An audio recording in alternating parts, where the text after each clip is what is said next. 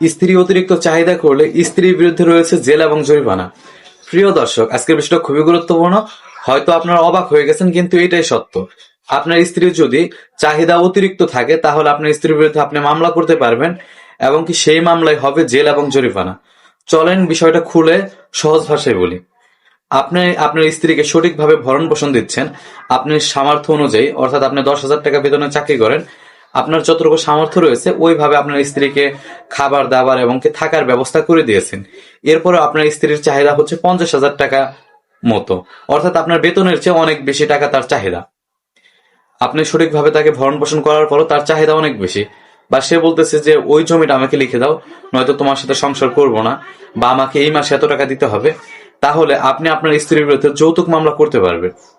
বিষয়টা শুনে হয়তো অবাক হচ্ছেন যে স্ত্রীর বিরুদ্ধে কিভাবে যৌতুক মামলা করব। স্বামীর বিরুদ্ধে যেভাবে স্ত্রী যৌতুক মামলা করে, স্ত্রীর বিরুদ্ধে স্বামী সেইভাবে যৌতুক মামলা করা যায়। অর্থাৎ সমাজে পুরুষরা অনেকে জানেই না যে স্বামী চাইলেও স্ত্রীর বিরুদ্ধে যৌতুক মামলা করা যায়। যৌতুক মামলা স্বামী স্ত্রী উভয়ই করতে পারবে। অর্থাৎ স্ত্রী চাইলে স্বামীর বিরুদ্ধে যৌতুক মামলা, স্বামী চাইলে স্ত্রীর বিরুদ্ধে যৌতুক মামলা করতে পারবেন। আমাদের সমাজে দেখা যায় স্ত্রী স্বামীর কাছে যৌতুক চায়, যখন স্বামী দিতে না পারে স্ত্রী গিয়ে উল্টা স্বামীর বিরুদ্ধে মিথ্যা একটা যৌতুক মামলা করে বসেন। তো এই জন্য যারা জানেন না যে স্বামী চাইলে স্ত্রীর বিরুদ্ধে যৌতুক মামলা করা যায়, দেখবেন স্বামী অনেক সময় অল্প টাকা ইনকাম করার জন্য স্ত্রীর স্বামীর সংসার করতে যাচ্ছে না।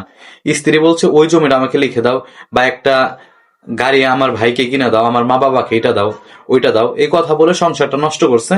তার উদ্দেশ্য হচ্ছে সংসার না করার। তখন ওই স্বামী যখন তাকে না দিবে, তখন সে উল্টা মামলা করবে।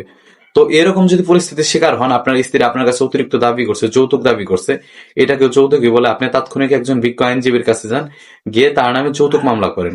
যৌতুক মামলা করলে যেভাবে একজন পুরুষের শাস্তি হতো, সেইভাবে আপনার স্ত্রীরও শাস্তি হবে। অর্থাৎ অনেক প্রমাণ আছে যে স্ত্রী যৌতুক মামলা জেল খেটেছে। আমাদের মানিকগঞ্জে রিসেন্ট একটা মামলা হয়েছিল, স্ত্রী স্বামীর বিরুদ্ধে মিথ্যা যৌতুক মামলা করেছিল, পরে স্বামীকে খালাস দিয়ে স্ত্রীকে 1 দিনের জেল দিয়েছেন। তো যদি ওই স্বামী চাইতো তাহলে স্ত্রীর বিরুদ্ধে মামলা করতে পারতো। প্রিয় দর্শক, বিষয়টা এত পরিমাণ শেয়ার করবেন যারা হয়রানি বা প্রতারণার শিকার বা এরকম যৌতুকের শিকার হচ্ছে তাদের কাছে পৌঁছে দিন। কেননা পুরুষ মানুষ এতটাই নির্যাতনের শিকার হচ্ছে। পুরুষ নির্যাতন কোনো আইন না থাকায় পুরুষরা প্রতিফল পাচ্ছে না, কিন্তু পুরুষরাও কিন্তু আইন পায়। সরাসরি পুরুষ নির্যাতন আইন না থাকলেও, যেমন যৌতুক আইনের মামলা করতে পারে পুরুষরা স্ত্রীর বিরুদ্ধে, ততটাই শেয়ার করে সকলকে জানার সুযোগ করে দিন। নিয়মিত আইন জানতে ফলো দিয়ে পাশে থাকুন। ধন্যবাদ সকলকে। আসসালামু আলাইকুম।